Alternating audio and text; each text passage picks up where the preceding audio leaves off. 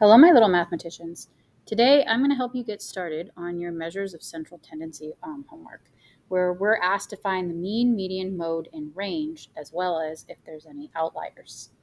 Okay, so I'm going to go ahead and get started on with number 2. So why don't you go ahead and pause the video, try it, and then unpause it and come back. Okay, so you unpaused it, you're back with us, you tried them all yourself. Let's see how you did for the mean. When you're asked to find the mean, what that means is you take all of the numbers, okay, so you have 26 and 31 and 27 and 3 and 30 and 32, and you add them all together, okay, and what do you get when you add all those in your calculator? Go ahead and plug that in. Yeah, you get 149 over, well, how many numbers are there? You're going to divide by, there's 1, 2, 3, 4, 5, 6. And double check you actually wrote 6 down. 1, 2, 3, 4, 5. Yes, 6 different numbers. Okay, and so when you type in 149 divided by 6, what do you get? You get this 24.833333333. So what you do is you just write a line over the 3. Okay, and that's fine. We don't need to round or anything. We can just put it like that because it didn't tell me to round it. Okay, that's how I find the mean. You take all the numbers, you add them together, and you divide by how many there are. What was the mode for this problem? Well, what does mode mean? Yeah, it's the one that happened the most. So which one happened the most?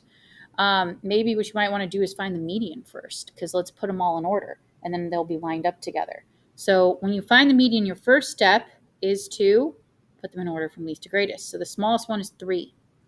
Then your next smallest is 26, and then a 27, and then a 30, and then 31, and then 32. And double check. You know there's 6 numbers. 1, 2, 3, 4, 5, 6. Yep.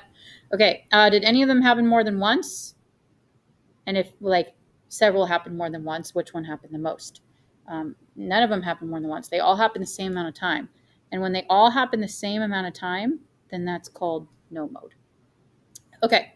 Now to find the median, once you have them listed from least to greatest, you cross off till you get to the middle number. So beginning, end, beginning, end, beginning, end. It's right between this 27 and 30.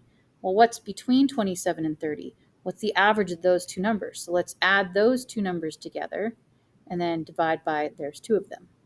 Well, 27 plus 30 is 57, and 57 divided by 2, you get 28.5. So your median was 28.5. Your range, how do you find the range? Yeah, it's easier once you have them listed from least to greatest. You take your biggest number, which was 32, and you subtract your smallest number, which was 3. And what is 32 minus 3? Yeah, it's 29. Okay, so you found your mean, median, mode, and range. Are there any outliers? So look at the data set. These are all pretty close together, except for that 3 doesn't really fit in. Like most people, let's say this is a quiz out of 35. Most people got like 26 or higher. They're all like pretty close together. And then there's like this one outlier that's way less than everyone else. So yes, that 3 doesn't really fit in with all the rest of the data set. These are pretty closely grouped together.